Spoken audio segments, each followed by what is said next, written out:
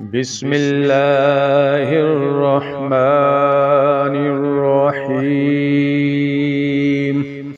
شروع اللہ کے نام سے جو بڑا مہربان اور نہایت رحم کرنے والا ہے۔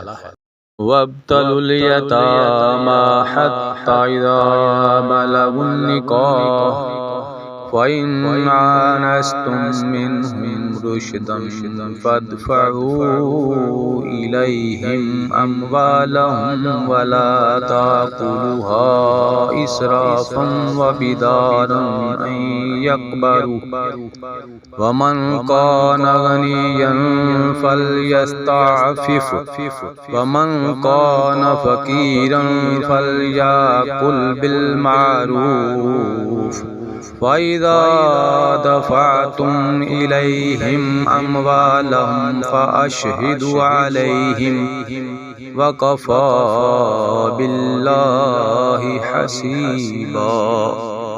اور یتیموں کو ان کے بالغ ہونے تک سدھارتے اور آزماتے رہو، پھر اگر ان میں تم ہوشیاری اور حسن تدبیر پاؤ تو انہیں ان کے مال سونپ دو، اور ان کے بڑے ہو جانے کے ڈر سے ان کے مالوں کو جلدی جلدی فضول خرچیوں میں تباہ نہ کر دو۔ مالداروں کو چاہیے کہ ان کے مال سے بچتے رہیں۔ ہاں، مسکین محتاج ہو تو دستور کے مطابق واجبی طور سے کھا لے، پھر جب انہیں ان کے مال سونپو تو گواہ بنا لو، دراصل حساب لینے والا اللہ تعالیٰ ہی کافی ہے۔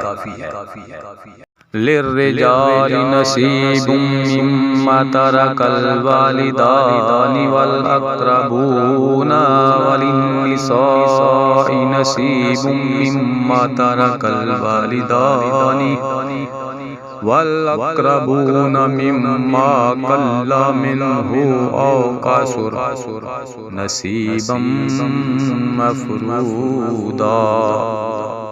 ماں باپ اور خویش و اقارب کے ترکہ میں مردوں کا حصہ بھی ہے اور عورتوں کا بھی۔ جو مال ماں باپ اور خویش و اقارب چھوڑ مرے، خواہ وہ مال کم ہو یا زیادہ، اس میں حصہ مقرر کیا ہوا ہے۔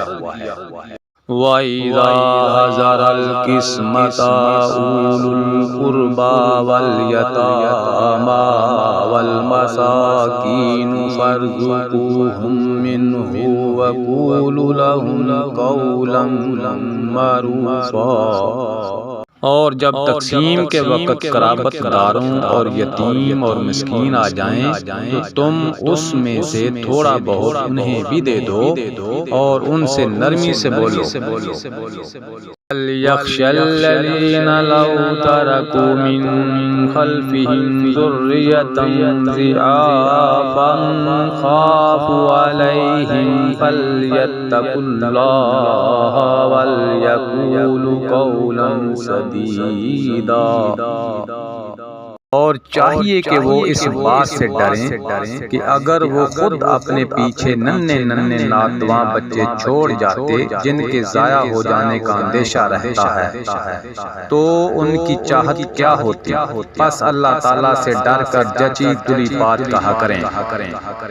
ان الذين يأكلون اموال اليتامى ظلما انما يأكلون في بطونهم نارا وسيصلون سعيرا۔ جو لوگ ناحق ظلم سے یتیموں کا مال کھاتے ہیں وہ اپنے پیٹ میں آگ ہی بھر رہے ہیں اور عنقریب وہ دوزخ میں جائیں گے۔